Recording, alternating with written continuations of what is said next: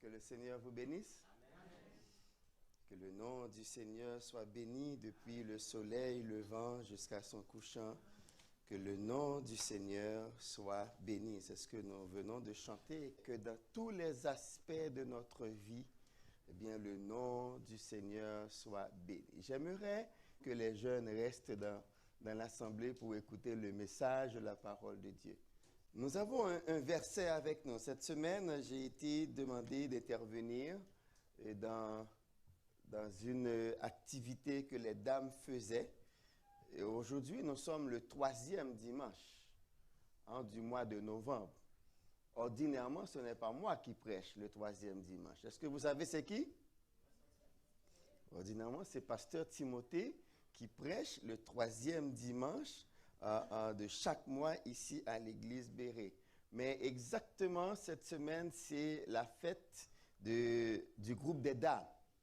C'était leur semaine de conférence et j'ai été amené à être avec elles jeudi et vendredi pour la prédication. Et ce matin, je voudrais partager avec vous ce que j'avais partagé avec les dames de l'église évangélique Emmanuel. Leur thème, c'était « Quel est le pouvoir que nous devions recevoir en devenant enfants de Dieu ?» C'est quoi le pouvoir qu'on devrait recevoir en devenant enfants de Dieu selon Jean chapitre 1er, verset 12. Dans Jean chapitre 1er, il est dit, si on prend les versets avant, Christ, mis pour la parole, était venu chez les siens, mais les siens ne l'ont point reçu.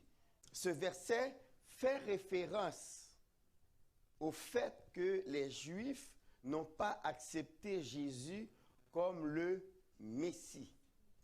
Ce verset fait référence également comment il a été traité.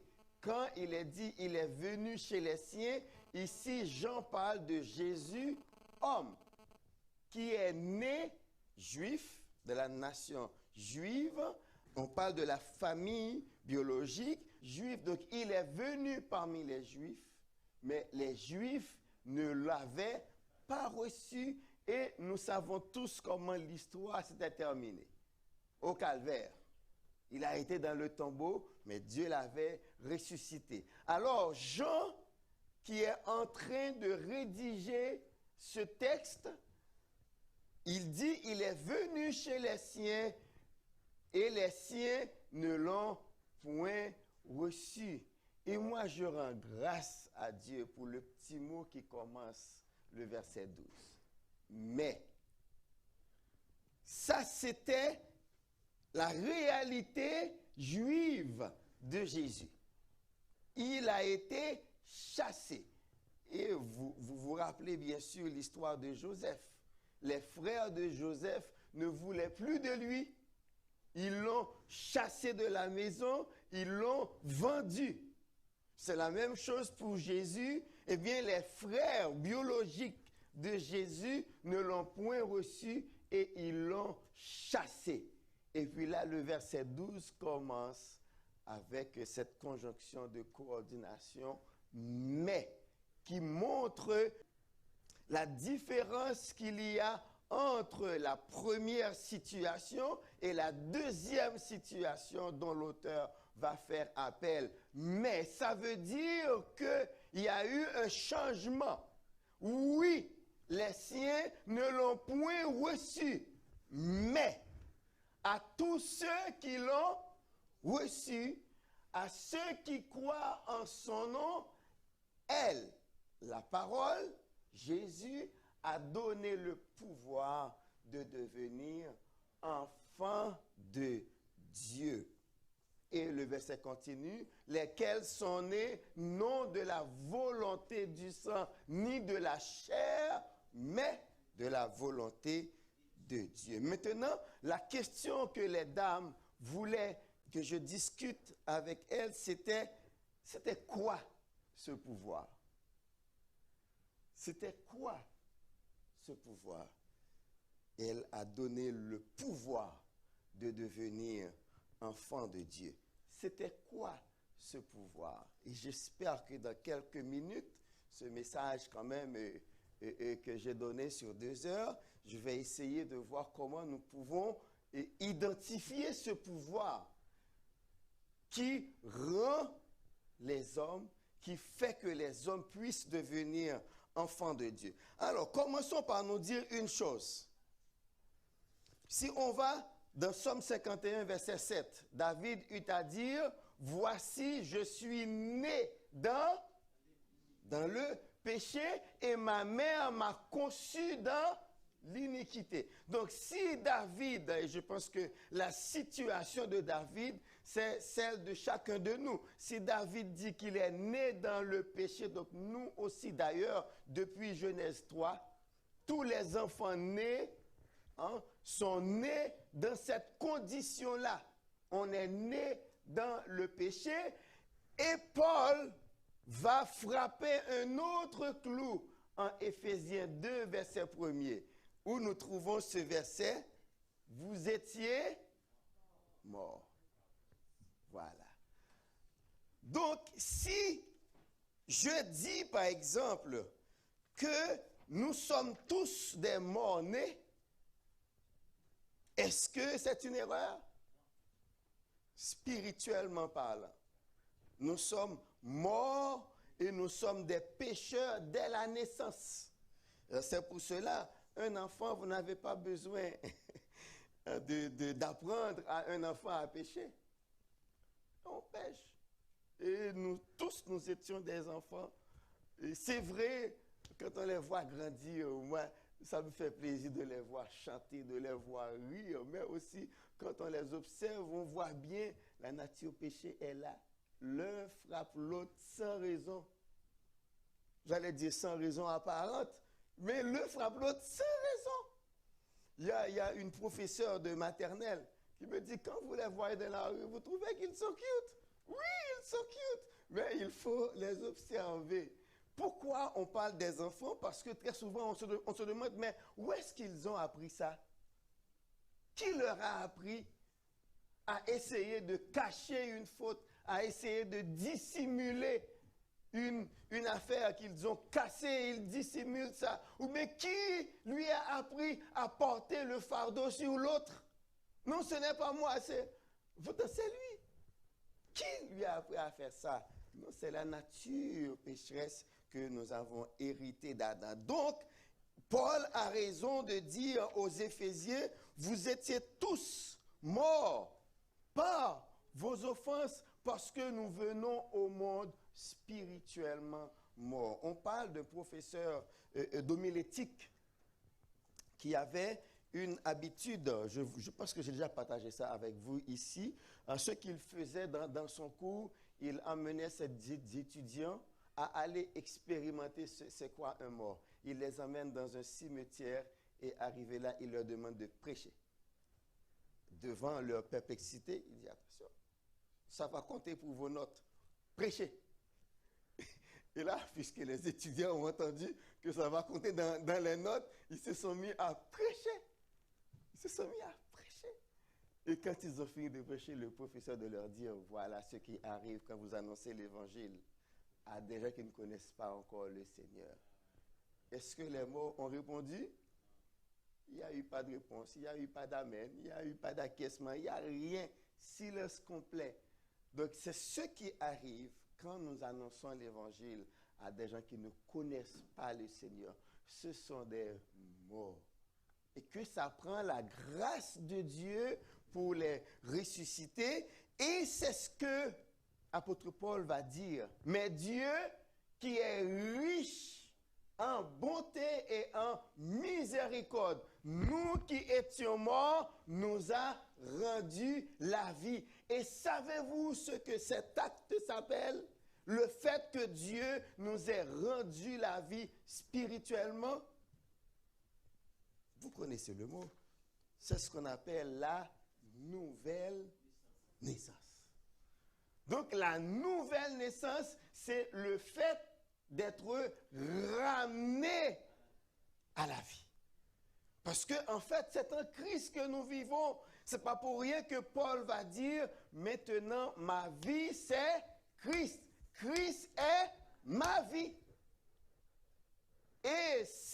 la vie, c'est Christ, donc c'est la meilleure vie parce que Christ est vivant.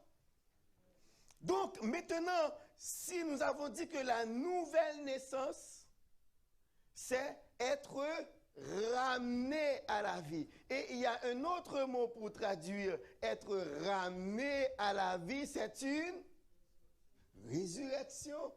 Donc nous avons tous été ressuscités en Jésus-Christ.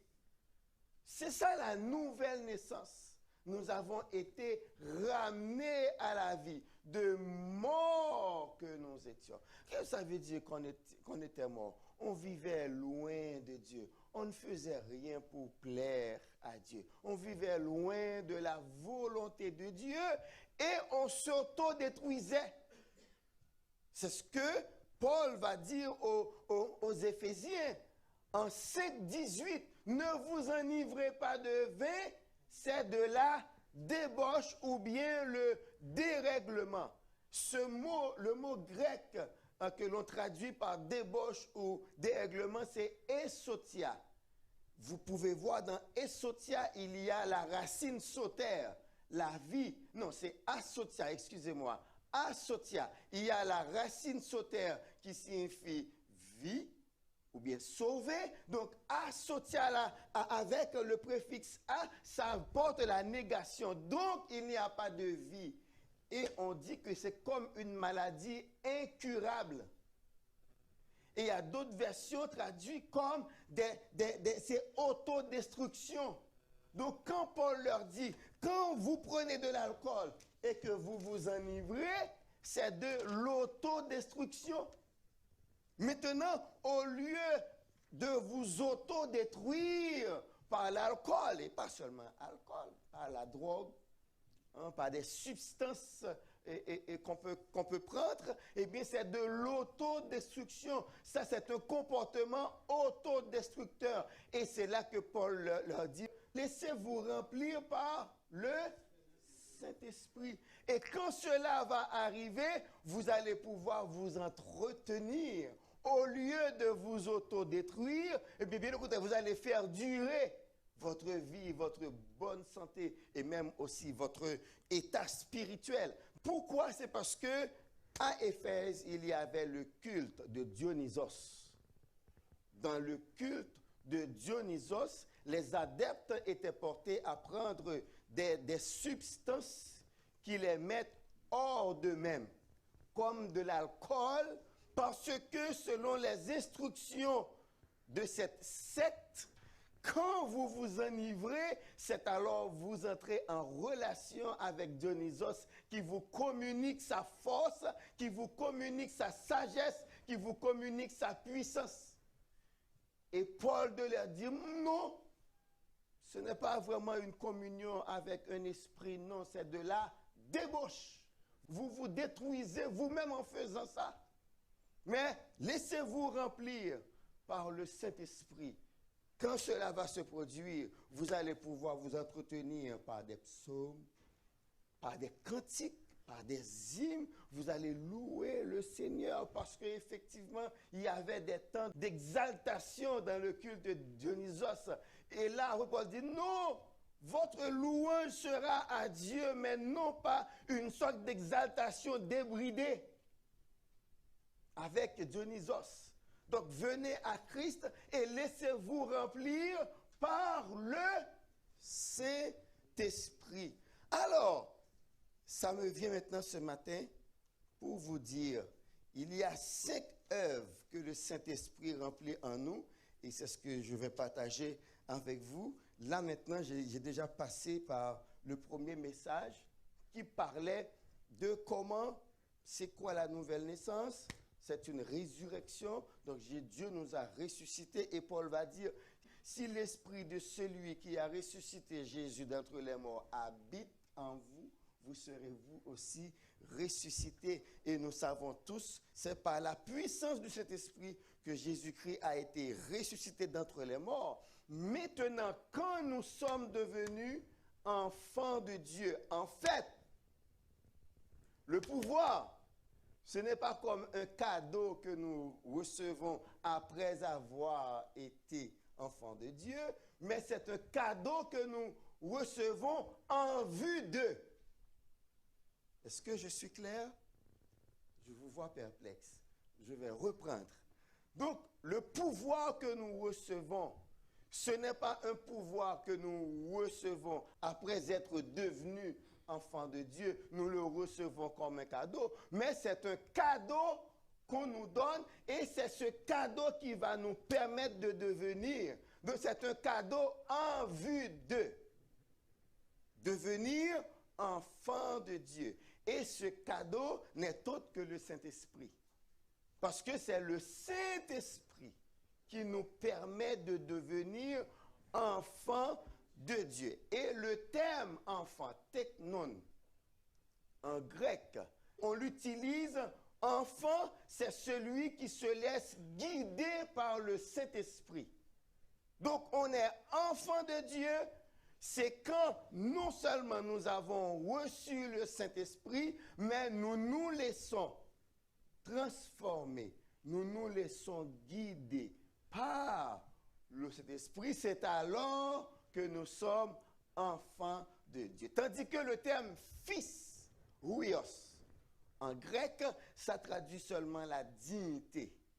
La dignité de l'enfant de Dieu qui lui donne cette proximité avec le Père. Donc, nous sommes aussi fils de Dieu à cause de la relation que nous avons avec Dieu. C'est la relation, cette facilité d'entrer dans la présence de Dieu. Quand nous nous mettons à genoux et nous prions notre, voilà. Et là, c'est la relation du Fils avec le Père. C'est pour ça que Jésus-Christ, c'est dans la prière qu'il nous a appris à dire notre Père. Parce que là maintenant, c'est un enfant, oui, mais qui entre en audience avec son Père. Il est venu s'asseoir sur les genoux de son Père pour lui dire, Papa. Nous avons dit, il y a 5 œuvres que le Saint-Esprit remplit en nous pour nous aider à devenir enfants de Dieu. Pour nous permettre de devenir enfants de Dieu, il y a 5 œuvres. La première œuvre, c'est que le Saint-Esprit nous transforme. C'est ça la sanctification. Le Saint-Esprit nous sanctifie. Il nous transforme. Donc le croyant qui a reçu la nouvelle vie est appelé à ne plus vivre comme auparavant. La transformation nous permet de changer de vie. Donc on change de nature, on change aussi de vie. Et il y a quelqu'un, il y a un des étudiants de mon cours jeudi qui avait pris cet exemple que je vais partager avec vous. Quand le papillon n'est pas encore papillon, qu'est-ce qu'il est? Il est une chenille. Qu'est-ce qu'il fait? En tant que chenille, elle rampe. On le voit en train d'onduler par terre. Une fois transformé, qu'est-ce qu'il fait? Est-ce qu'il retourne à ramper par terre? Exactement. C'est ce que le Saint-Esprit fait en nous. Une fois que le Saint-Esprit travaille en nous pour nous transformer en enfants de Dieu, eh bien, on ne peut plus retourner à faire. Et c'est dans ces termes, c'est parce que l'apôtre Pierre était vraiment fâché. Quand il a dit aux gens, c'est comme une truie qui a été nettoyée, mais elle est retournée se vautrer dans la boue. Donc, je vous ai dit que je vous ai fait grâce de la première partie qui est un peu plus choquante. L'apôtre Pierre dit, mais vous ne pouvez pas agir comme ça en tant qu'enfant transformé par le Saint-Esprit. Vous ne pouvez plus vivre comme auparavant, mais vous devez vivre selon votre nouvelle nature. Vous êtes papillon maintenant, non plus chenille. Vous ne pouvez plus retourner à ramper comme la chenille, mais vous êtes appelés à voler. Donc laissez le Saint-Esprit vous transformer afin que vous puissiez vivre votre nouvelle vie. Vous volé maintenant, libre, tandis que la chenille était prisonnière de son corps. Elle ne pouvait pas aller n'importe où. Mais maintenant, en tant que papillon, paf. Donc c'est ce que nous sommes devenus maintenant. La deuxième chose, c'est la régénération. Donc, il nous régénère. La régénération. Comment on définit le verbe régénérer? En médecine, par exemple, on dit c'est reconstituer un tissu vivant. Par exemple, pour les grands brûlés, pour reconstituer le tissu brûlé, eh bien, ils prennent un morceau de votre chair qui n'a pas été brûlé et ils placent là afin de reconstituer le tissu brûlé. Ça, c'est une régénération. Mais il y a une deuxième signification que j'aime beaucoup. Renouveler en redonnant les qualités perdues. Et c'est exactement ce que le Saint-Esprit fait pour nous. Parce que avec le péché, il y a plein de choses que nous avons perdues. La communion avec Christ, nous avons perdu le sens de l'amour, le sens d'entraide, on l'avait perdu, on est devenu égoïste. Et vraiment, comment se comporter avec les autres, on avait perdu tout ça. Mais le Saint-Esprit, il nous redonne ça, il nous régénère pour nous donner cette vie nouvelle. La troisième œuvre que fait en nous le Saint-Esprit, c'est lui qui nous donne le témoignage de Jésus-Christ. C'est le Saint-Esprit qui nous permet de comprendre qui est Jésus-Christ, comprendre ce que Jésus-Christ a fait pour nous. C'est lui, la suffisance de Christ à ce qu'il a accompli, selon Jean 15, verset 26. Le Saint-Esprit témoigne de la vie et de l'obéissance parfaite de Jésus-Christ. Il nous permet de voir en Jésus comment il a obéi au Père pour nous sauver. Mais aussi, il nous permet de comprendre comment il a pris notre place à la croix. Vous avez entendu des gens qui disent, moi, Jésus-Christ n'est pas mort pour moi. J'ai déjà entendu de mes propres oreilles quelqu'un, un docteur en théologie, probablement plusieurs d'entre vous l'ont déjà entendu, et moi, pendant un temps pascal, lui il a dit, mais moi, Jésus-Christ n'est pas mort pour moi. Jésus-Christ est mort pour ses propres péchés. Et quels étaient ces péchés? C'est selon les accusations des pharisiens de ce qu'ils ne respectaient pas la loi. Et ce monsieur, il prend tout ça. Il savait bien qu'il ne devrait pas guérir les gens pendant le jour de sabbat. Et il a guéri. Donc il a péché contre la loi. Il savait bien, voilà. Donc le monsieur, il a pris tout ça et dit, voilà, Jésus-Christ est mort pour ses propres péchés. Pas pour mes péchés, parce que je ne lui ai pas demandé de mourir. Un théologien qui raconte tout ça. Mais on comprend que ce monsieur, il est théologien, certes, mais il n'est pas un enfant de Dieu.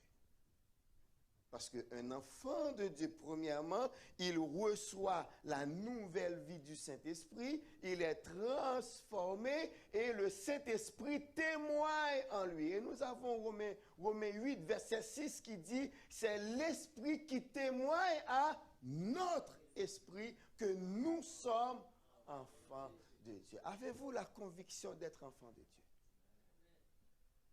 Si vous avez cette conviction, si vous reconnaissez ces œuvres du Saint-Esprit en vous, vous pouvez vous réjouir. Parce que c'est un privilège. Ce n'est pas donné à tout le monde. C'est un privilège. Le Saint-Esprit témoigne également de la justice parfaite de Jésus-Christ que Dieu nous a imputée. Si Dieu nous déclare juste, c'est par imputation. Ce gros mot français signifie porter au compte de. Imaginez, vous n'aviez pas d'argent et quelqu'un transfère un peu d'argent sur votre compte, eh bien, votre compte a été imputé de ce montant. C'est porter au compte de. Donc, Dieu a porté à notre compte la justice de Jésus. C'est en cela que nous sommes justifiés. Justifiés signifie quoi? Signifie que nous ne sommes plus sous la colère de Dieu. Et Paul va dire dans Romains chapitre 5 que nous avons la paix avec Dieu. Cette paix avec Dieu, ce n'est pas un sentiment de calme, non. Cette paix, ça veut dire que tout simplement, Dieu n'est plus en colère contre nous à cause de nos péchés, parce que Christ a pris sur lui nos péchés. Et maintenant, nous avons la paix avec Dieu.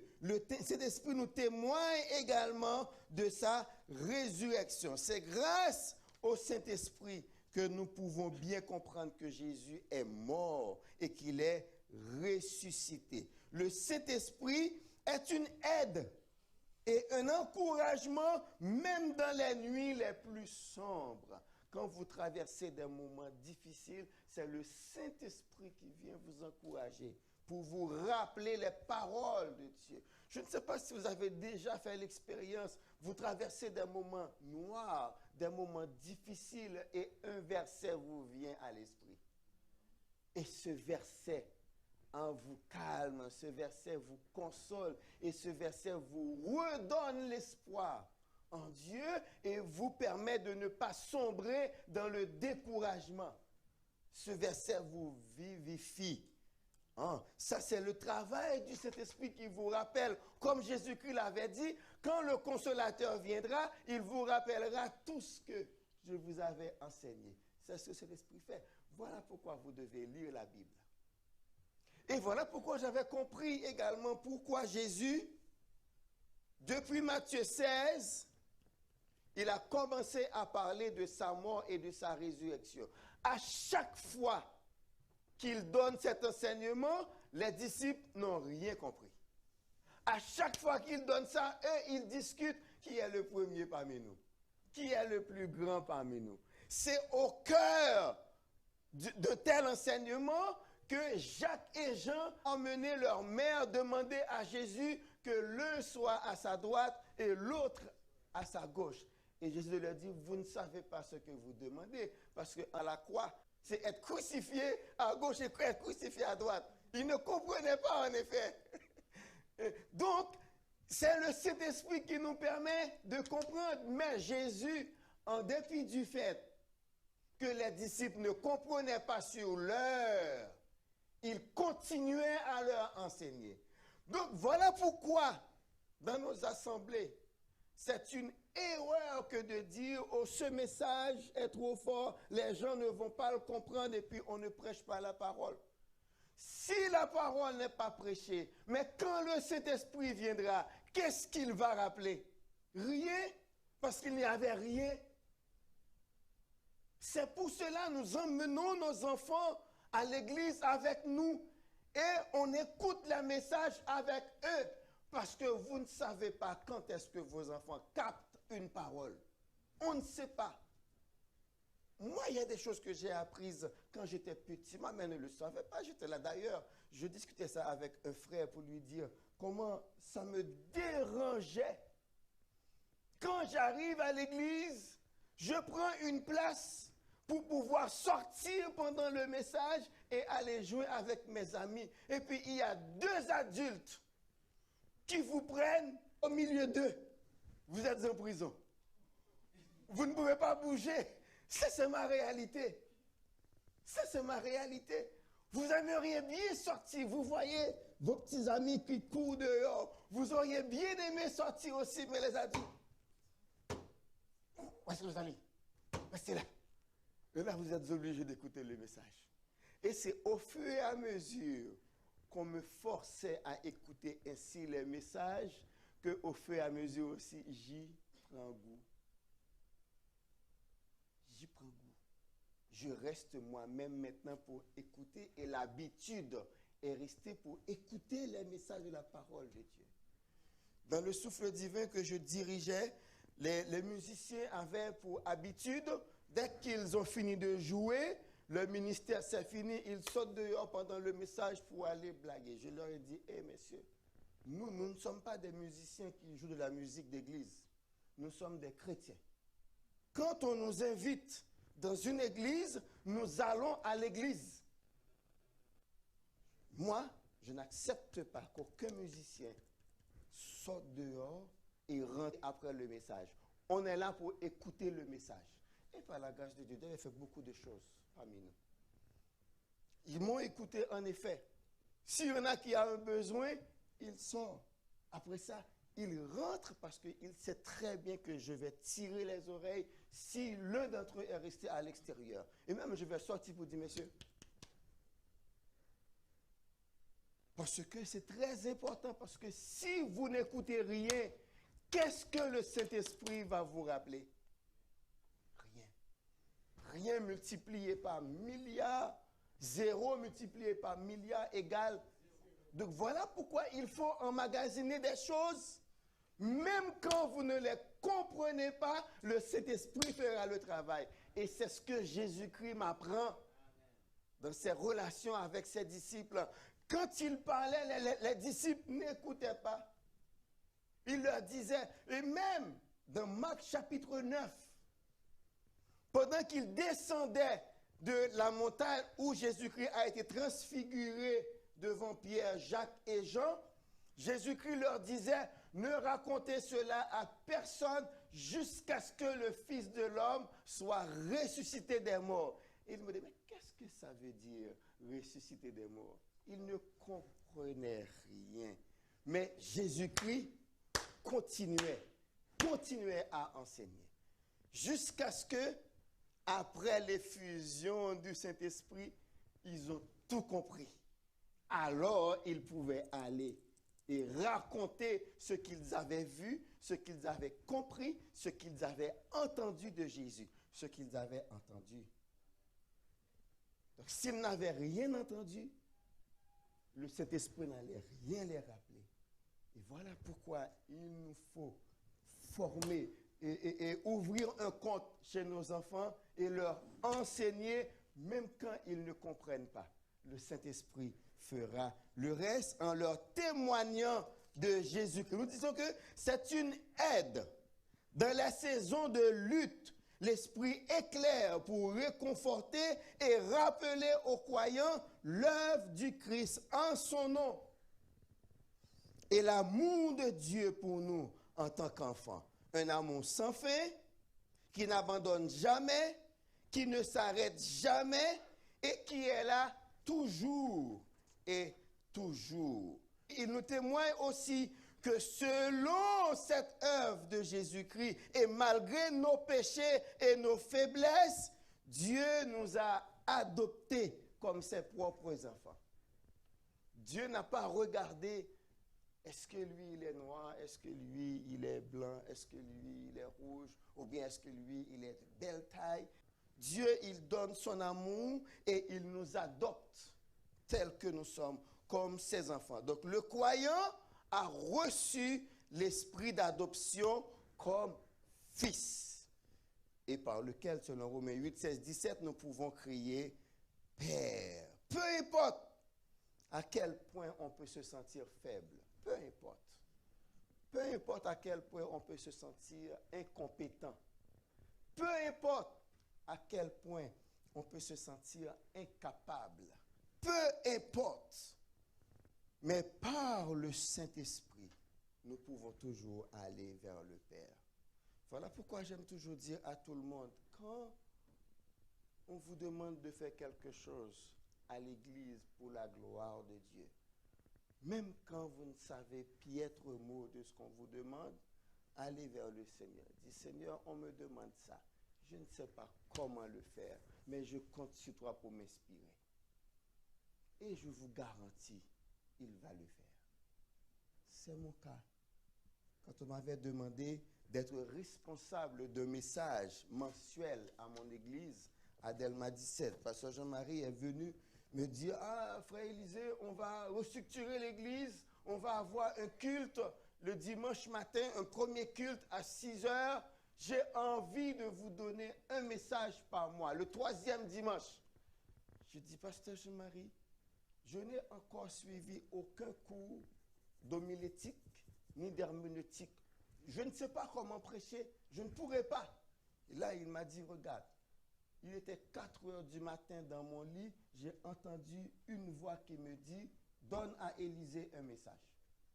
Si tu ne sais pas quoi dire, va trouver cette personne qui m'a inspiré ton nom, lui, il te donnera quoi dire. Et puis je me suis tué, et depuis là, il y a des fois, imaginez, je commençais à inaguer. Une fois, je donnais un message sur inventaire. Je venais de prendre le cours sur l'inventaire et je voulais l'adapter à l'évangile pour dire aux gens, faites l'inventaire dans votre vie. Il y avait dans la salle un ancien député, il a dit à un autre, exactement le pasteur de Frère Foné, il a dit à Claude Jeudi, j'étais très heureux d'être là ce matin parce que ce monsieur m'a permis de faire une bonne révision. Il m'a permis de faire une bonne révision dans mes notions de comptabilité. Parce que vraiment, je venais de prendre le cours et comme ça, Dieu a aidé. C'est toujours un fardeau de prêcher, ce n'est pas toujours facile. C'est jamais une chose facile, c'est une grande responsabilité. Et aujourd'hui encore, je demande à Dieu de m'aider. Sinon, on va parler pour soi. On va porter son message, mais pas le message de la parole de Dieu. Donc, il nous faut toujours Saint-Esprit. Quatrième chose que le Saint-Esprit fait, il nous sécurise.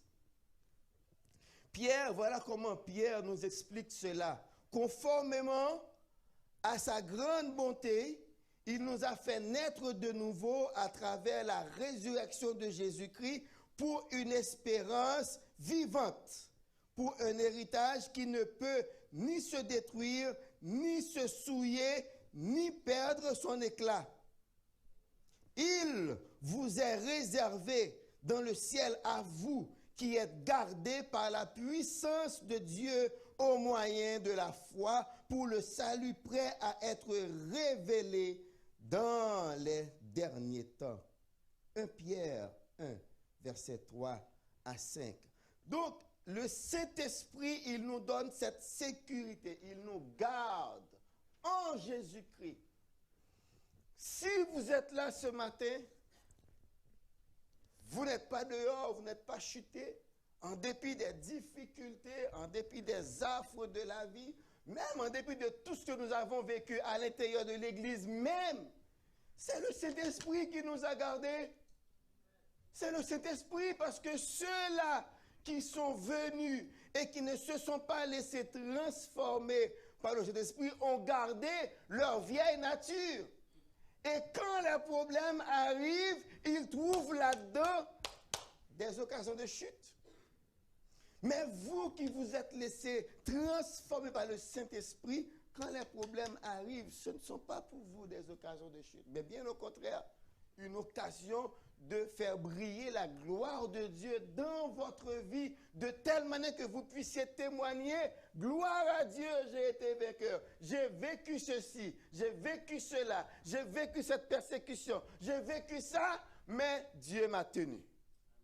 Nous sommes là encore aujourd'hui. C'est le Saint-Esprit qui nous donne cette sécurité comme quatrième œuvre. Donc, peu importe combien le chrétien peut se sentir faible, peu importe combien il peut être fatigué, il peut avoir une grande assurance car Dieu a promis de le soutenir jusqu'à la fin. Le Saint-Esprit le fera selon Jean 10, versets 27 et 28, 1 Corinthiens 1 à 8. Écoutez, mes bien-aimés, la cinquième œuvre que le Saint-Esprit remplit en nous pour terminer, le Saint-Esprit, il répand des dons spirituels. Il nous donne des dons. En l'occurrence, il n'y a rien que vous puissiez faire à l'Église, c'est parce que vous êtes formé, vous êtes bien encadré, vous êtes bien ceci, vous êtes bien cela. C'est le Saint-Esprit. Parce que la chair et le sang ne peuvent pas édifier rien du tout. La chair et le sang. Mais si vous pouvez vous tenir devant quelqu'un, quelqu'un vous appelle au téléphone, vous prenez le temps avec la personne, vous priez avec la personne. Je me rappelle, je travaillais quelque part dans un endroit où on recevait les gens intoxiqués pour leur donner un traitement. Je travaillais de nuit Et une nuit, il y a quelqu'un qui est venu me voir. Et il me parlait. Il me parlait, il me parlait. Et j'ai pu déceler en lui une désorganisation. Parce qu'il passait d'un sujet à l'autre, je ne pouvais pas le suivre. Et puis j'étais là à l'écouter. À un certain moment, je lui ai dit, est-ce que tu veux que je prie avec toi? Il a accepté que je prie avec lui. Et j'ai prié avec lui. J'ai appris par la suite, par la direction qui m'avait appelé pour me sermonner, je ne devrais pas faire ça, qu'il a dit aux autres, j'ai prié avec lui et il s'était senti bien. Élisée a prié avec moi et je me suis senti bien. Et j'ai dit à mon boss, mais il s'est senti bien? Oui, mais vous ne devriez pas. C'est une thérapie que vous ne possédez, que les autres ne possèdent pas. Je ne devais pas prier. Mais ce qui importe, c'est pour vous dire que ça, ce n'est pas parce qu'on est spécial. C'est le Saint-Esprit qui agit. Il nous donne des dons. L'Esprit travaille dans les chrétiens pour encourager, pour élever, pour interpeller, pour édifier mutuellement. C'est grâce au Saint-Esprit que nous pouvons être ensemble. Et on fait des choses qui édifient les uns les autres. C'est grâce au Saint-Esprit. Les dons spirituels sont différents types de services rendus à Dieu dans le but d'édifier le corps du Christ dans l'amour. On est là pour nous édifier les uns les autres. Voilà pourquoi ma prière ce matin, c'est que entre nous ne règne aucun esprit de légalisme qui voit les autres à travers la loi. Tu devrais faire ça, tu n'as pas fait ça, donc tu devrais être condamné. Non, que nous nous voyons à travers le prisme de la grâce. Cherchez à demander, est-ce que j'ai été un sujet de bénédiction pour mon frère? Est-ce que j'ai été un sujet de bénédiction pour ma sœur? Je prie là-dessus et je vous demande de m'aider à prier là-dessus. Pour que nous soyons tous des sujets de bénédiction les uns pour les autres. Mais non pas des sujets de tristesse pour empêcher l'autre de servir le Seigneur. Pour que nous soyons vraiment un en Christ et que nous laissions le Saint-Esprit travailler en nous. L'Esprit nous permet de rentrer dans la famille de Dieu. Il n'y a que deux familles sur terre. La famille d'Adam et la famille de Jésus-Christ. La famille d'Adam, on est né dedans. C'est pour cela que j'avais dit, on est pécheurs dès la naissance. Parce que nous avons tous hérité le péché d'Adam, qui a fait de nous des enfants de rébellion. Hein? Des enfants de rébellion. On n'était pas amis de Dieu. Mais par la grâce de Dieu, par Jésus-Christ, nous avons reçu cet esprit qui nous permet d'appeler Dieu notre Père. On ne pouvait pas le faire avant. On le considérait loin de nous. Mais le Saint-Esprit nous dit, mais non. Même s'il est transcendant, mais il est aussi immanent. Donc, je vous invite à vous mettre debout et prier avec moi, afin que nous soyons des gens guidés par le Saint-Esprit. Merci Seigneur pour ton peuple qui t'a adoré ce matin avec les chants et les dons, Papa, une partie de ce que tu leur as donné.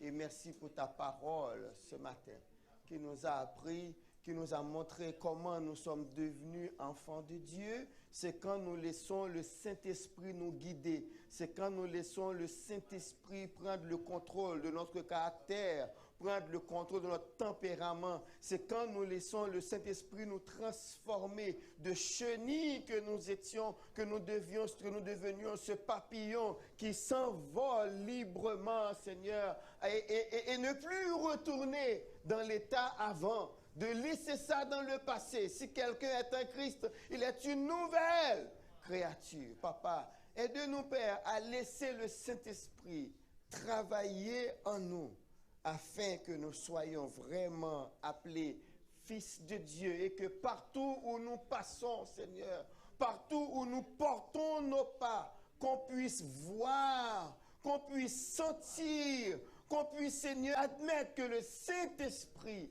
demeure en nous et que nous n'agissons pas comme tout le monde et que nous agissons selon l'ordre de l'Esprit de Dieu. Papa, merci de ce que tu vas le faire pour nous transformer et nous aider, Seigneur, à porter ta parole. Parce que quand le Saint-Esprit est là, toute gêne est tombée, toute honte est tombée, toute timidité est tombée et nous pouvons témoigner de toi.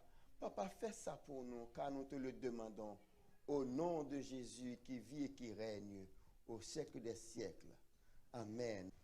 Que la grâce de notre Seigneur et Sauveur Jésus-Christ, l'amour de Dieu le Père, la communion du Saint-Esprit reste et demeure dans le cœur de chacun de nous, dès à présent et pour toujours. Amen et Amen. Soyez bénis au nom de Jésus.